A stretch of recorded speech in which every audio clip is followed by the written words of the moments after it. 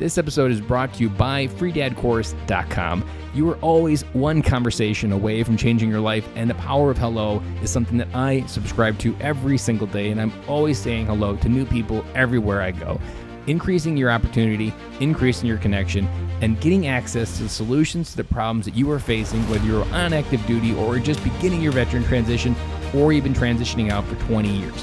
On the other side of hello are the solutions that you're looking for. Again, head on over to freedadcourse.com. Get your 5-episode audio course to create more connection, create more friendships, and get back to living the life that you're trying to design. This isn't hard. It's impossible to be a great dad and a great husband. Story 1, this is Fire Team Delta. Dad's coming home. Welcome to the Military Veteran Dad Podcast, where it is our mission to bring every dad home. I am your host, Ben Cloy. I'm a United States Marine veteran, husband, and a father. We will bring authentic conversations to inspire action in your life so we can close the gap between the dad you are today and the dad you want to be tomorrow. This is the Military Veteran Dad Podcast. Welcome back to Military Veteran Dad, episode 84.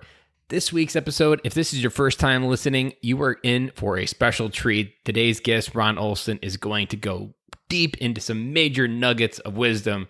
I took so much away from this episode. If you are a longtime listener, thank you so much for keep coming back to this podcast. I know there are thousands, literally thousands of options for places to invest your time every single day. And I appreciate that you keep coming back and you return for the value and the wisdom that we share within these conversations. If you're not tuned in to Fatherhood Fridays, check those out. Those are Friday episodes where I just me and the microphone sharing some wisdom from my life, something on my heart that time, or something just going on and I just want to talk about it. So it's my opportunity to just kind of come to the microphone and share what's going on. I've been doing those since January 1st. And if you want to catch what those are going on, go to militaryveterandad.com. There's a link in the upper right-hand corner, and you can get a big giant list of all the different episodes that we've launched for Fatherhood Friday.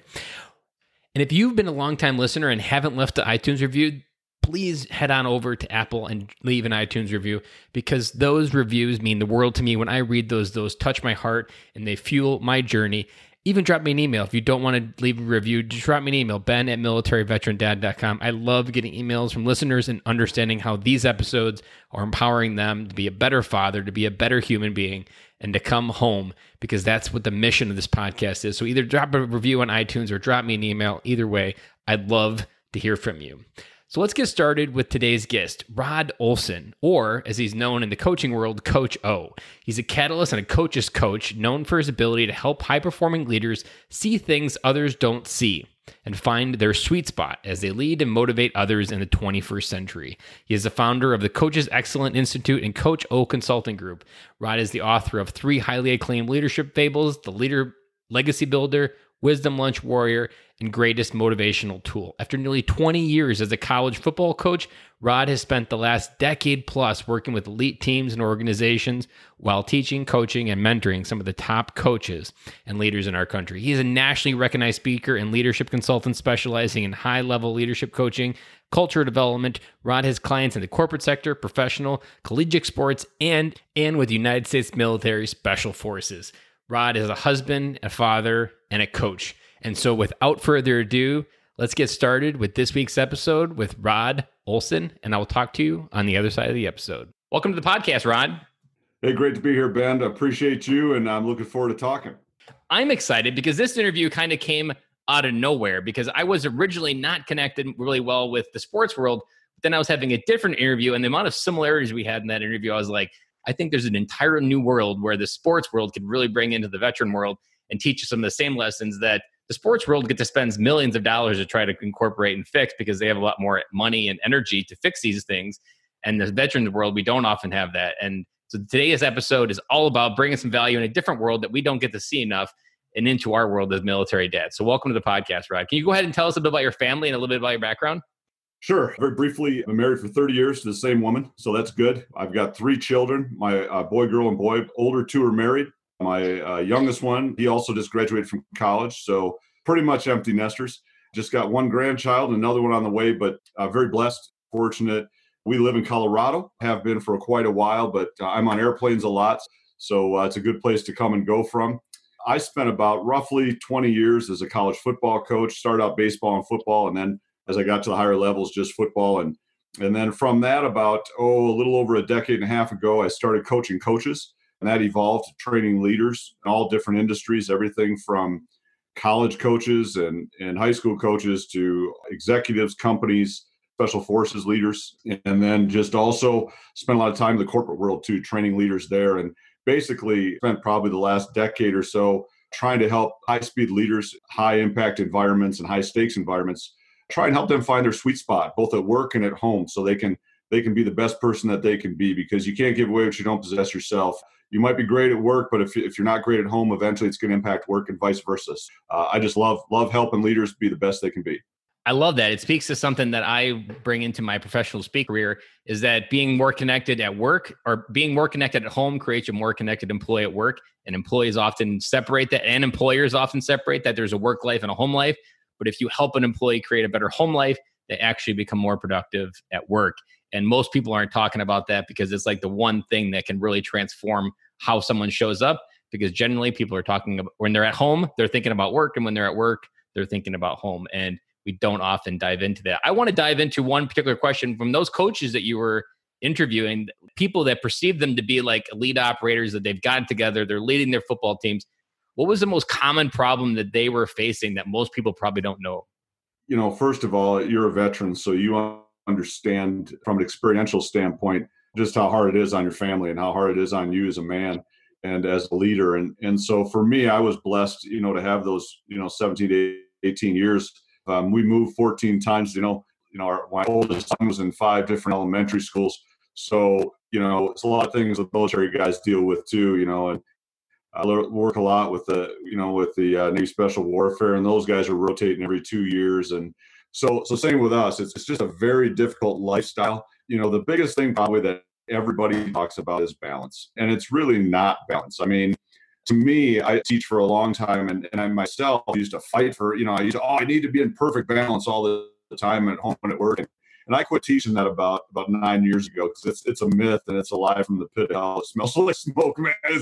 And so we started really researching elite and talking to elite performers and high speed leaders and people that have really made impacts in the world. And pretty soon you find out whether they're an athlete or an inventor or just a leader. Or pretty soon you find out, anybody who's an elite's way out of balance, because they're so passionate about what they believe in and they're just driven to it. And so one of the things that we talk about now is, hey, if you're an elite performer, don't try and be perfect all the time. What you really need to be doing is fighting for balance. And you hit the nail on the head earlier when you mentioned, it's all about when I'm at home, I'm trying to figure out work, and I'm at work, I'm trying to figure out home. Well, let's just be where our feet are. And when you're at work, you're going to fight for everything you got. And the compartmentalization days are gone. When I work with high-level leaders in charge of thousands of people, they may have to compartmentalize a little bit because they have to control everything at least a little and have some sense of organization. But really, the days of compartmentalization are gone. I mean, it used to be 20 years ago, my wife would call me at work and you couldn't get a hold of me, but now everybody's got access to everybody all the time. So fighting for balance is a concept that I work hard on personally. And, I have a saying, Ben, never trust anybody without a limp, but I shouldn't say I have it. We had it as coaches, and I don't want to hear from somebody that wrote a book and then claims to be an expert, is now going to teach me how to do something they haven't been through. And, it's kind of like the whole divorce thing. I haven't been divorced, and I hope I never am, but I don't want to talk to someone who's never been through a divorce, let alone hasn't come out of it either. I want to talk to someone who's been through that and struggled and found ways and things to do to make it better. So I'm a guy with a limp. I struggle with balance. I struggle with basically all the things I teach. But I think that's important too, because this is an ongoing fluid process where every day is a new day. And even though we may struggle the day before, we got a chance the next day. I've got a saying that really helped on to the last couple of years for myself, and it's I'm not the man I wanted, thank God I'm not the man I used to be. So it's all about process, right? Just trying to get better every day. And you hit something right on the head there about balance. And I think balance is something that a lot of people use as a buzzword, that there's work-life balance, and it's a common question. But I've often, the best way I've described it is throw the word balance out and try to create a work life that's integrated with family life. Don't try to incorporate as an or statement that I'm at work or at home. Try to create I'm a worker that has a job, but then also I'm a guy that has a dad. Those are hats that I wear at the same time. And it's about how you integrate that life. And that's what I'm on my own journey now. of trying to create a stay-at-home dad life with this podcast, turning into a business that it's integrated, that it's not an or statement in my life. I get to be a dad and I get to be a podcaster. And it's something that they meet each other and they serve each other in a very complimenting way versus like always trying to like go all in on your work and then overwork and then come home and then you forget about work too much. Like try to make it an integrated life. And I like what you talked about. So many of those coaches they try to be someone they're not, that there is like this, they have to have this projection that they're supposed to be in that position, because it's kind of like the same crutch of like a military commander has the same problem. They have to kind of assume the role, like I'm worthy to be in that role, or even a CEO of a company. But the reality is what most leaders don't realize is that when you admit what everybody else probably in the room already knows, you create a sense of trust that you aren't some person that just ignores what everybody else knows to be true. What you think you're holding in, like, I can't say that out loud. Everybody else already knows, but when you say it out loud, you create that vulnerability and that space for everybody. Like, I think a lot of even sports professionals and veterans, both sides, we don't talk about what our family life looks like because it's not something that's a safe place to do it. Like the military, we were talking about Navy SEALs before recording. There's not a lot of banter at work about family life. And that often creates that space where you don't get a chance to be dad at work because everybody's talking about other things because that's what you think you need to talk about. When in reality, most people probably want to talk about being a dad. They're just waiting for someone to go first and start the conversation. It's just this giant lie that everybody keeps repeating to ourselves that we can't talk about family at work. When in reality, everybody wants to talk about family. It's the most important part of their life. And that's where you can build connection and you build that feeling like you're not alone, which is often what probably a lot of professionals feel like. A lot of coaches feel like they probably can't lean on anybody because they have to be the guy that has it all together, that knows it all. And that's probably the biggest lie that a coach ever tells himself. Absolutely. And, the other thing we see is those are great points. And the other thing we see too is guys go overboard. I did it too. You can't go from not caring about home to all I do is care about home now, and I'm way overboard and I start neglecting work. So again, it's that sweet spot, right? It's the rub. You got to find the right spot, and it's an ongoing moving target. That's the name of the game too, is to understand that the ability to be agile. Just like what we're talking about now, I spend a lot of time with the corporate leaders right now on how can you be more nimble and agile as a company so you can survive all these crises and pandemics and everything else. And if you're not agile as a leadership team or with yourself and you can't adjust and make changes quickly on the fly, and you've seen the high performing groups too, whether it's Delta or SEAL Team 6, those guys get paid to be nimble, man. Those guys get, they are super agile, can adjust on the fly. And that's what we all need to be able to do in today's world. Absolutely. I spoke with Remy Adeleke, who's also a former Navy SEAL, and he was talking about how COVID was affecting him. And he was saying how it's not affecting him at all because as Navy SEALs, he was trained to be nimble, trained to plan for it. Like he had a home gym a year ago without really any idea of what he was planning for, but he was already prepared for that kind of worst case scenario. And he's always improvising, adapting, and overcoming. And that was just something he now incorporates. And I think the lie that we also tell ourselves is that we actually get to a life where our life becomes rigid. That life is never rigid. It's about the challenge. Life is always giving you different obstacles to jump through, whether it be COVID or whether it be something else. Like the struggle of life is actually the beauty of life. And we often lie to ourselves, especially even business. I think everybody, when they're starting a business, even myself, I've had the same feeling like, oh, there's going to be this point where my business isn't a struggle. No, every time that struggle is where you grow. And there was a post on LinkedIn that I recently read where a company was deciding like, maybe we should just give up because everybody was very frustrated in the company. And then he was reminded of something. I can't remember how it came into it, but he's like, Airbnb was started in the last Great Recession. Like this is the opportunity where we can be nimble and reinvent ourselves potentially.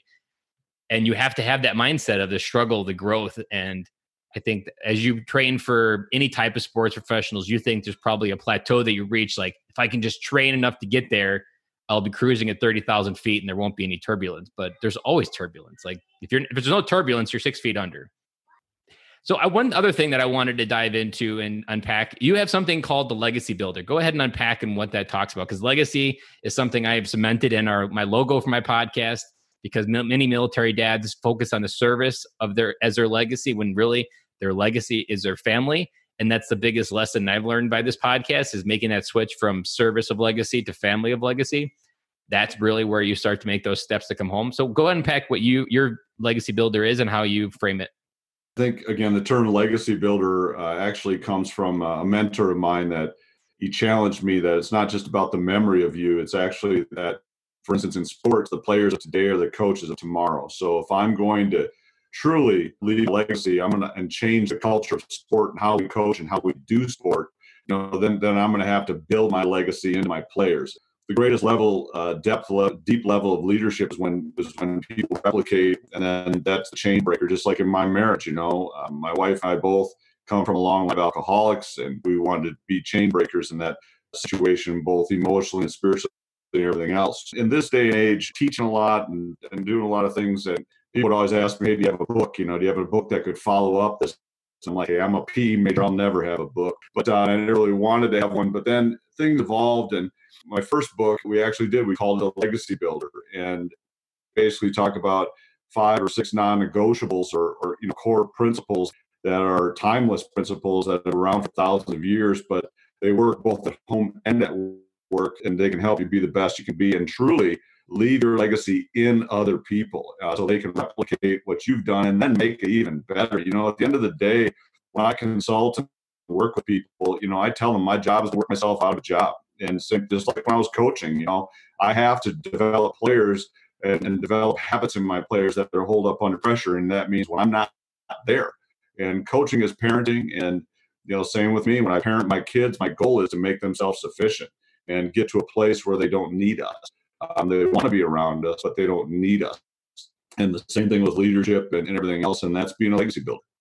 I love that because you talk about changing your family tree. That's something that I don't think a lot of people realize they have the power to. I feel like a lot of people get stuck in, this is the way my life has transfolded, and that path was already set in stone, and that I can't change who I was in the past. And even for myself, like I feel like there was different stories of myself that I was living on repeat because those stories helped identify who I was, but they weren't serving me. And in the last almost 6 months, I've really gone on a journey helping change my story. I've lost 30 pounds. I just completed a 75 hard journey. And all of that has been a story or a new story being written of like, I never had a beard my entire life. And now I have a beard. I feel amazing now that I not necessarily have a beard, but I've lost 30 pounds. I have more energy.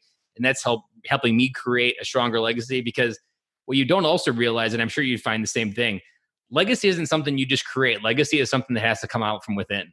And you have to know who you are in the inside. And when you start bringing that to the people around you, that really helps allow you to shape your kids, to help them understand who they are. And that I can honestly feel in the last 6 months, like I feel like I've even been a better dad. And I felt like I was a good dad before, but now the energy, the connection, the excitement that I have is different because I'm able to pull more out from within versus trying to organize it from externally or try to set up a lie to myself or just try to eat enough Oreos that day to make myself feel happy that day. And which none of that actually works. Like I can shortcut that for you. That method does not create a stronger you.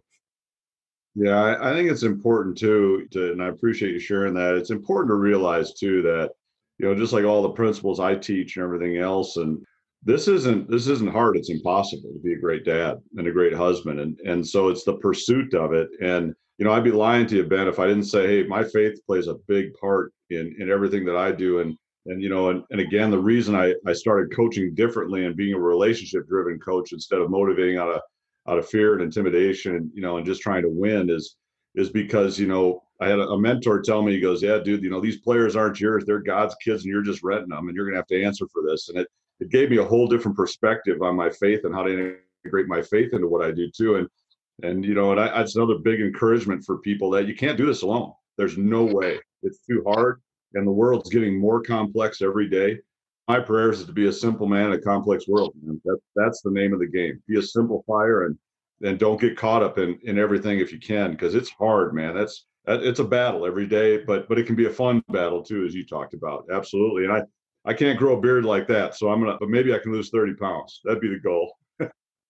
Well, the 75-day challenge is something that a podcaster in St. Louis started.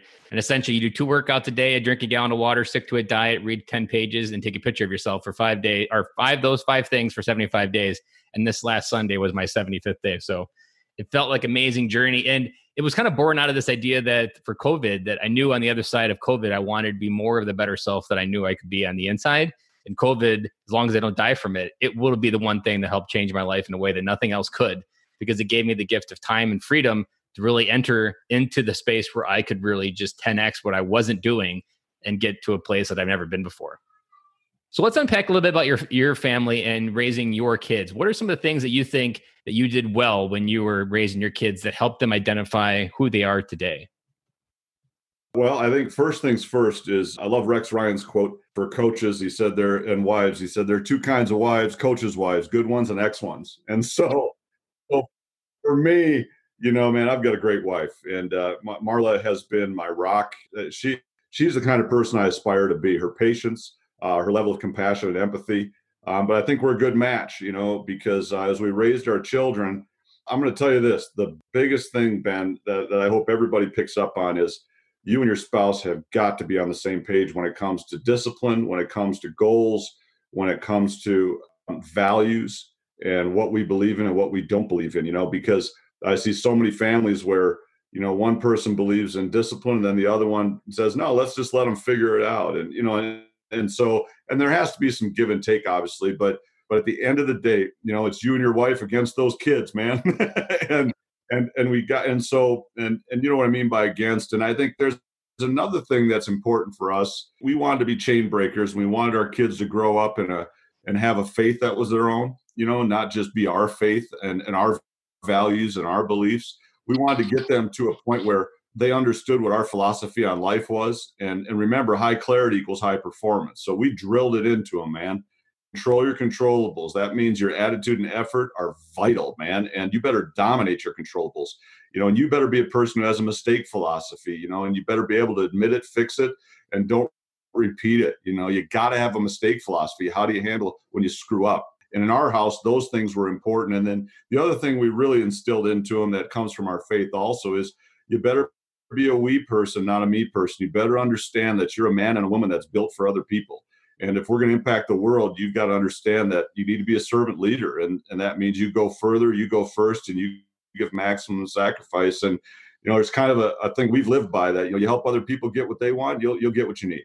The biggest thing I just shared it a couple of weeks ago when I was teaching too is, and I can't remember where I got it. I wish I could give the guy credit, but it's called the 4 C's of parenting. And we've kind of tweaked it over the years. And I love it. It's 4 stages of parenting that if you're a healthy, good parent, you'll go through these stages with your kids in this order. And I'll give them to you here. The first stage is the coaching stage. And I'm going to give you some ages that go with these stages, Ben, but the ages really aren't what matters. It's just that you go through these stages. And the coaching stage roughly goes from age 0 to 18. And coaching means you teach them every freaking thing. You're teaching them how to tie their shoes. You're teaching them how to go to the bathroom. You're teaching them how to eat, how to cut their food. Then you're teaching them how to go to school and interact with other people properly. And then you're teaching them how to study, and then you're teaching them how to make good decisions, and then you're teaching them how to drive a car and how to date and all those things. Then you're teaching them how to get ready to go to college or whatever they're going to do after that. And then at about age 18 or 19, when they either go off to college or get their own jobs or do whatever, in the next stage of life, we call that the counselor stage. And that's usually from around age 19 to maybe 23, something like that. And in this stage, your kids are gone now, but they're going to call you. Or if they're with you, they're going to want to talk to you. And now great counselors, they don't give advice, they listen. And so we always say, hey, my wife says this too, they go off to college or whatever, and they call up and they really just want to throw up on you for about 20 minutes about all the stuff they're experiencing. And the worst thing you can do is start telling them what to do. You just need to let them talk. So if you're going to move through the stages of these relationships, this needs to happen. And then once they hit about 23, 24, they start making decisions maybe about marriage or jobs or maybe going to get an advanced degree or whatever, or traveling, whatever. And so the next stage is the consultant stage. So you go from a coach to a counselor to now the consultant. And people hire consultants to get another perspective, to get a different viewpoint, and to help them solve problems that maybe they can't solve themselves. And so now in this stage, like I say, your kids might call you up and go, hey, I'm thinking about getting married. What do you think, Dad? Or hey, Dad, I'm thinking about going and getting a master's degree. What do you think, Dad? Or hey, Dad, I'm thinking about going and fishing being a fisherman guy in the Bering Sea for a year. I don't know, and all they want is kind of your wisdom. And now you just tell them, hey, from my perspective, here's what I've learned. And again, again, a consultant can't make people do things. You just give them your information and assessments, and then you got to trust they make decisions. The last stage is now when they get married and have their own children and their spouses and parents, and now we become colleagues. We're in the same world. And so, I always have a saying, I was taught, you won't know if you're a good parent until you see your kid's parent. That takes a long time. And what's interesting about these stages of the coach, the counselor, the consultant, and the colleague is the research shows us that 80 to 84% roughly of the parents in America stay in the coaching stage the entire time.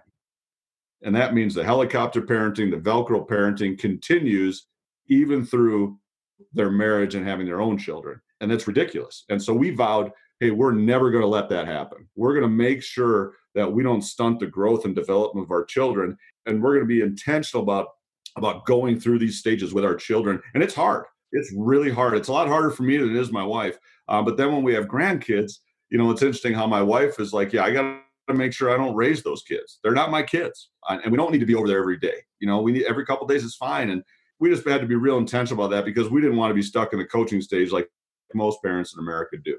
How old were you when you got that advice? I would say I was about 10 years into our marriage, and our kids were, I would say I was 36 then, something like that, mid 30s, and one of the things I always say is I wish all the stuff I teach and coach people on, I wish I would have seen it when I was 24, would have changed my life even faster. And so, yeah, it's, my kids, fortunately, my kids were pretty young, they were like 5, and my oldest kid was 5, and my youngest one wasn't born yet. So I mean, it was nice to be able, by the way, I feel sorry for our oldest son, Colt, because, he was the guinea pig, right? And some things we did well and some things we didn't. But at the end of the day, the only right way to parent is to really make sure you're parenting with the end in mind. Always, always, always.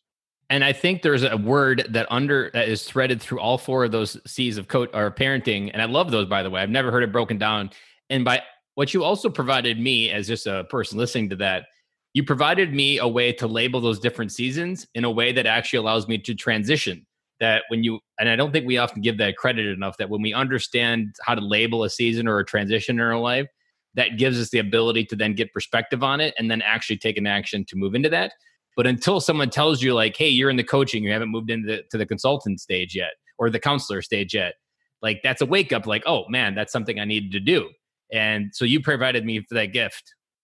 Yeah. And Ben, they're benchmarks, and one of the things master teachers do and master coaches do is they create evidence of learning and growth. And if you can't point to things that both for yourself as parents, but also to your kids, one of the problems we have in the 21st century right now is all these kids are staying in the coaching stage themselves, and they've been told a lie by society that, just, hey, travel the world, do what you want, and all of a sudden they're 30 years old and the only job that they're qualified to do is Starbucks. And so they need to understand that from age, 18 or 17 to 27 is when that's when you can work for a little money. That's when you can gain experience. You can go in the military. You can learn things and not just travel around. Travel's great, but why? Why are you doing it? What are you trying to position yourself for? And, right now, my youngest son, a great example, he's a lacrosse kid in college and all that kind of stuff, but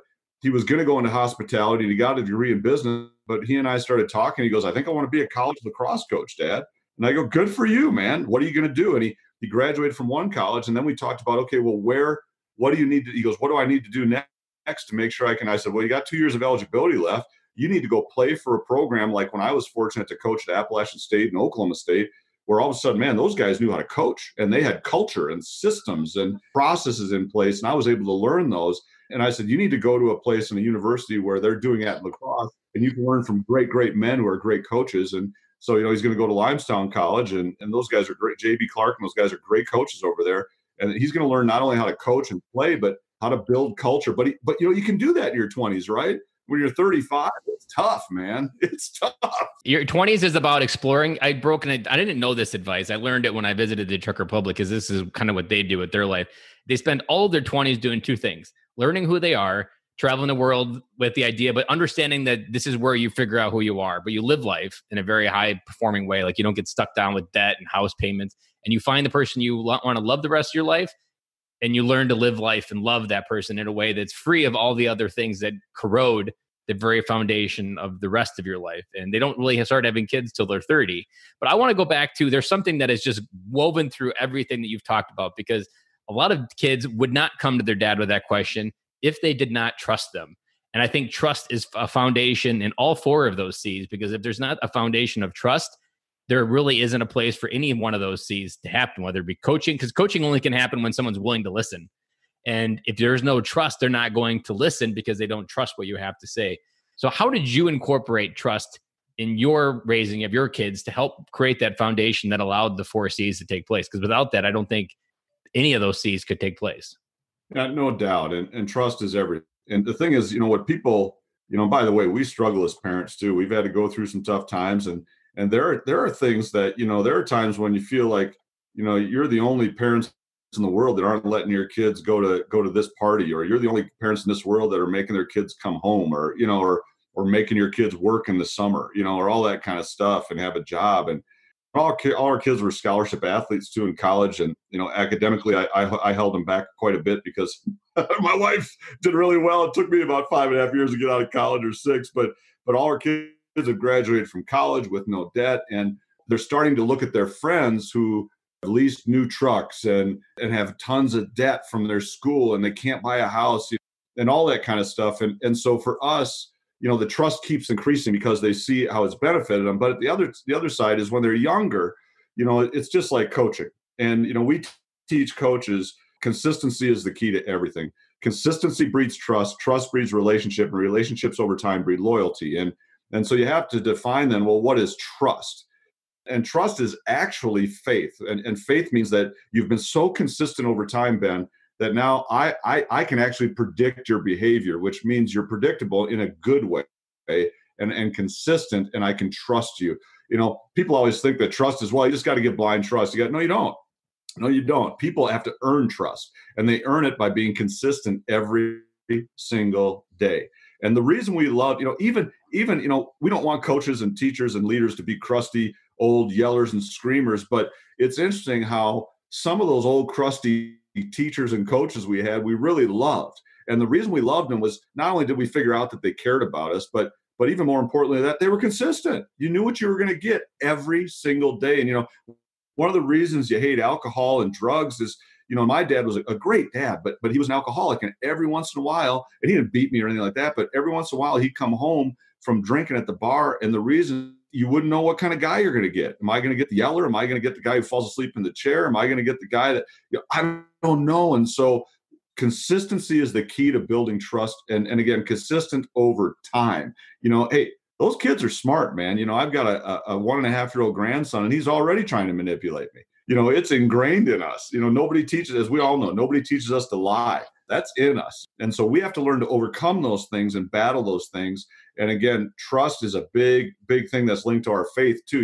I think when our kids understand their values and what we believe in and why, and it's grounded, now they have a foundation and a stability. And I'm going to be straight with you, this crap about, hey, just figure it out, just believe in whatever you want to believe. It doesn't work, man. High clarity equals high performance, and low clarity is low performance. If I don't know who I am, like you talked about those trips, and figuring out who you are. One of the things I love about the military is you're going to figure out who you are in a hurry. Yeah, you're going to experience a lot of life at a very fast pace. All various levels, right? And you got to deal with all sorts of diversity, and not just with race and everything else, but just with people and where they come from. And you have to get along quickly. It's just like a locker room. And so for us, how can you be consistent over time? And then I'm telling you too, the trust factor also is our kids. This is an awesome saying that I've implemented into my life, and it's in our lives we have as parents, is I love you so much that I'm going to let you go through this pain now so that you'll be great later. And, that means I'm not going to let them go to that party where everybody's staying overnight in their juniors in high school. And just because, well, everybody else is, it's like, no, we're not, you can go to the party and then we're going to pick you up. And that's how we're not staying overnight. And training them, I'll tell you one more thing too, is I created, my wife created space for us to get to know our kids and them to get to know us individually. So one of the things too I was challenged with by a mentor was to date my kids. Not only date my wife every month, but date your kids individually, each spouse.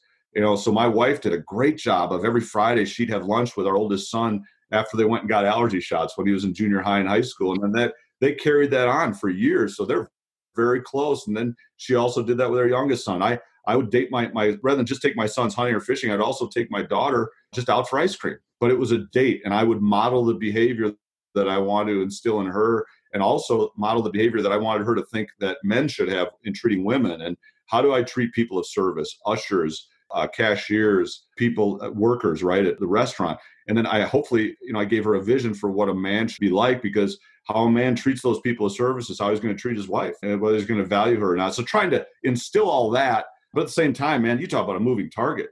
I mean, we're screwing up all the time, so I mean, and then just to be able to, into our philosophy, hey, when we make a mistake as parents, we're going to admit it, fix it, and try not to repeat it, and then be honest about it and take responsibility and ownership. But hey, parenting is, as you know, brutal. But at the same time, what a wonderful thing, man. Yeah, there's no better title than getting called dad. And it is the battle-tested place for leadership, because if you can get like free-willed individuals that don't want to do what you're telling them to do something in a way that you can do, like that's so much easier at work if you can create that space at home. And that's talking about like the integrated. Like if you learn how to lead your kids well, you'll be able to lead people at work just as effective, because they have more free will at home, because they're just going to do the opposite. You should see how much better coaches and leaders get when they start to have children at home, because now they have a whole different perspective, right? Yeah, it's beautiful. It's connected. More connected at home creates a more connected person at work, because they understand how to lead in their own household, and they can bring that into every other area. And I loved how you talked about the way that you brought about trust, because my kids are younger, 8, 5, and 3. And I've been kind of using this foundational principle of making sure you're there for the little things, because if you're not there to listen for the little things, they won't bring you the big things. And that trust on even something like, so my 8-year-old that has, when school was actually going on, we would always talk about playground issues or issues with girls, because for them, it's just as real world problems as the world you're having at work. And I never dismissed it. I was always there for it. I think the other part that's real important too is, are you creating spaces for that to happen? Are you creating environments intentionally so that occurs? And it can't just be always just the family doing stuff together. To get them alone is crucial. And, and a lot of people may not agree with this, but as my sons have gotten older, one of the things we've done is we've created times to go golfing, or we've created opportunities to have cigars and sit on the deck, and now they're older. My oldest son's married and, 28, and just so, hey, we're going to go golf and have a cigar and talk. The other piece I thought that was great that you talked about too, that's really important in this whole concept of just parenting, which is obviously very elusive. At the end of the day, you really need to cut yourself some slack. It takes uber's amount of patience to have, especially the ages your kids are at. And it takes uber amount of steadfastness to stick with your beliefs and to not give in. Sleep deprivation is real, man. And peer pressure is real, right? I can remember when our daughter didn't play basketball in the winter between volleyball and soccer, and our family about got crucified, by all the other parents. It's like, no, we're going to go skiing. We live in Colorado, and darn if my kids are going to grow up in Colorado and not know how to ski when they're older. Shame on me, right? It'd be like growing up in Florida and not knowing how to surf. I mean, that's crazy. But it's a constant battle, and I'm okay with that though, man. It's fun, and now it's you'll see too later. It's, as you say, once you see your kids start to parent, then it's really fun. I always talk, like, a lot of these ideas are in the R&D lab. But when I talk to you guys at different seasons of their life, looking back, like, I get a lot of validation that I'm doing a lot of the right steps, and those right steps are going to get me to that place where I really want to be. And I want to highlight something you mentioned with your daughter that I try to repeat as many times as possible, because even on your worst day as being a dad, the reason why, like, even for my journey of 75 Hard, while I needed to set a higher standard for my life and how I achieve my own success, what you don't realize when you have a daughter is, like, even just a simple idea of legacy can happen. If you raise the quality of what a man looks like to her in your life, just by improving yourself, you will automatically change your legacy forever, because she won't settle for anybody less than the person that was her dad. So if you set the bar, even if you mess up consistently and you maybe don't even have a good relationship with your daughter, she's going to go out into the world and copy exactly who you are. And she's going to reject anybody that doesn't compare up.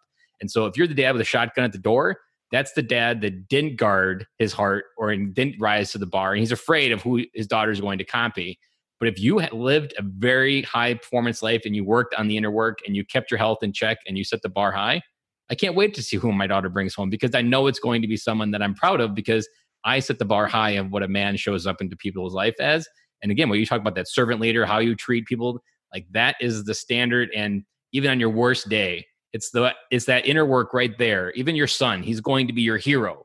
And he's going to set a life like your son, following in your footsteps because of the high bar that you set. And he's excited and you're excited.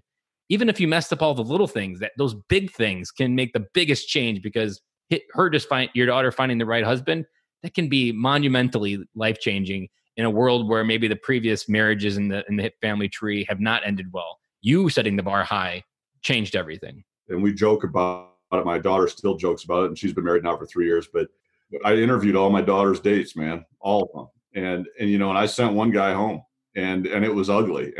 But again, we're willing to let them endure that short amount of pain, and our pain too, so that they'll turn out right in the long run. We love them that much, and I think that's a great mantra to hold on to as a parent that has to discipline kids, because the whole mental health issues too in today's world are real. And we limited our kids' social media too. We didn't let them not do it, but at the same time we limited it, man. And they joke about how we were and everything else, and put your phones in the basket or whatever. And then now they're doing it, because they know how it can affect them adversely. And in today's world, you got to be in the world, not of it, man. You got to know what you believe in, and you got to stake your, you can't just let your sail get blown around all day long. You got to have a strong rudder so you can go where you want to go.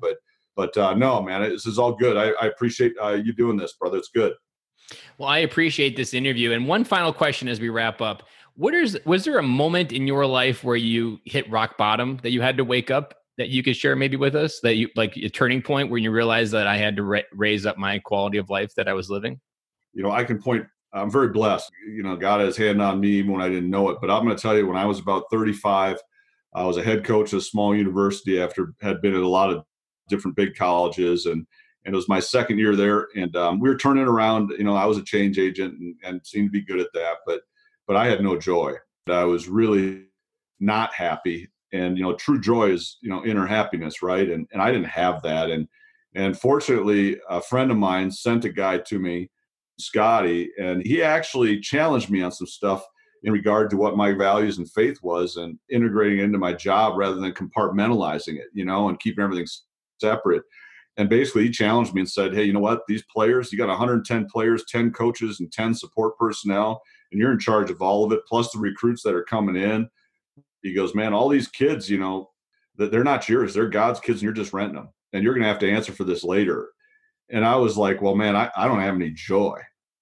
And he goes, well, you need to redefine what true joy is. And that was the whole legacy piece, right? And that was the whole integrating, whether you're a faith person or not, but what's important to you to integrate into what you do at work and everything else. And so that guy started journeying with me and discipling me and walking with me and helping me. I sought out a bunch of his friends and coaches that were highly successful, that were integrating their faith into their work. But at the end of the day, that was a watershed moment for me, because it got me on my knees, man. If you can't submit and lay down your sword and go, okay, what's this all about at the end of the day?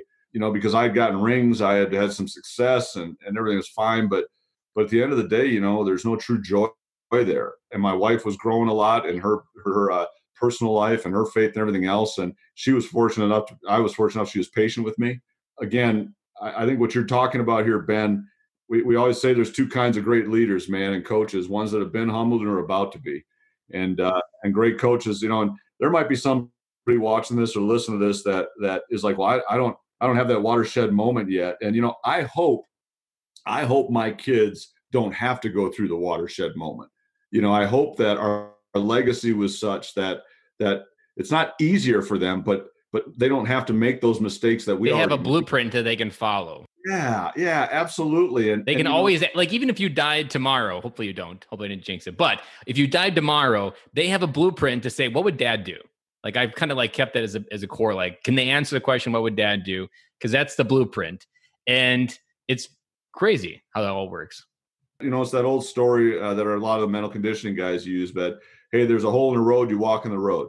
Well, then you walk up again and there's a hole in the road, and you fall in the hole and someone helps you out. And then the next stage of growth is there's a hole in the road and you walk around it. So I mean, you hope your kids have that same experience But hey, they're going to have their own journey. They're going to have their own trials, and that's part of life too, right? That's what makes them tough as they can be, and anti-fragile. But and I love what you talked about there, the sports, the whole 9 yards for legacy, because one thing I quickly realized when Kobe Bryant passed is people didn't remember him for the rings or being a basketball player. That's how they knew him, but they remembered him for being a father and how he showed up.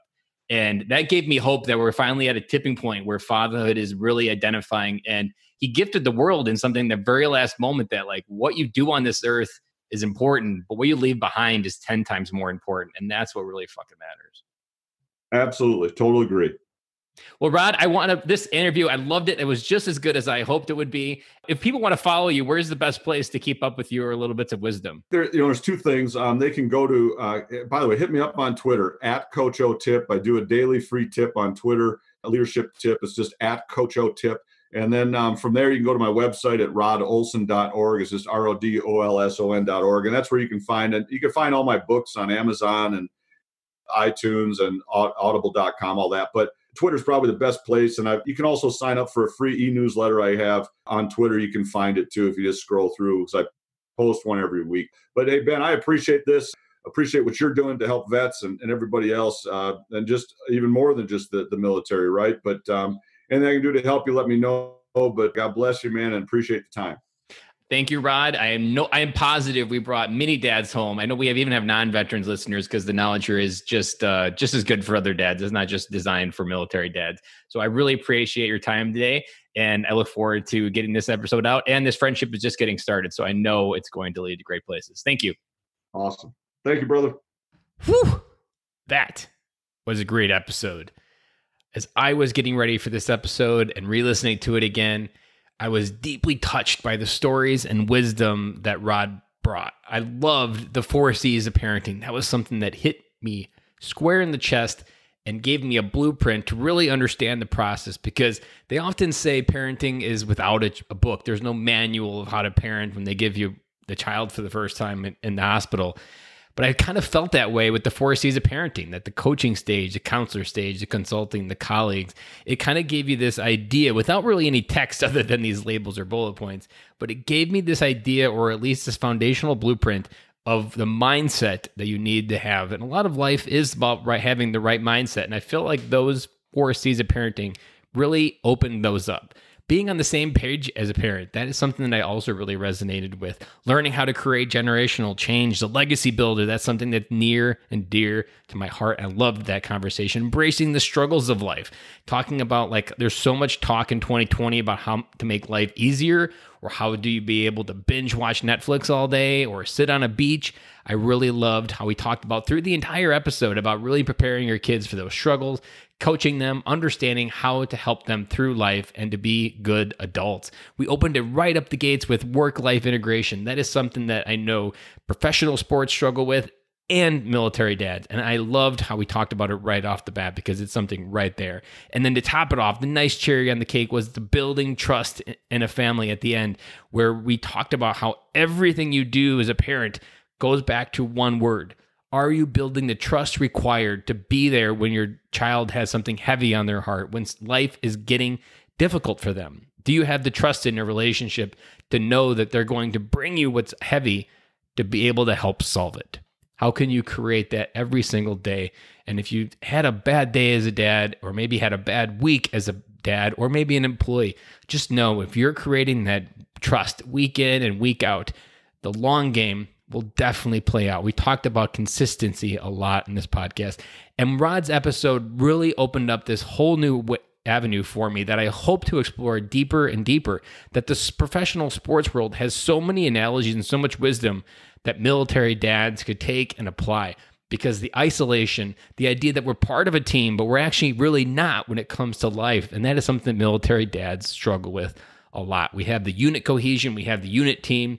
We know what that feels like. We know how to thrive in that, but we don't know how to thrive in an environment where we can be dad in that environment. And when we transition out, the whole thing collapses. We had what we had, but then we don't work on recreating it. And if I've said it once, I've said it 100 times. We were never meant to do life on this planet alone, and we were always designed as men to do life in tribes, and we need to find our tribe. So with that, I'm going to sign off, and I will talk to you guys again on Friday. If you haven't checked out those Fatherhood Friday episodes, go ahead and head over to militaryveterandad.com. Upper right-hand corner, there's a link for all the Fatherhood Fridays from this year.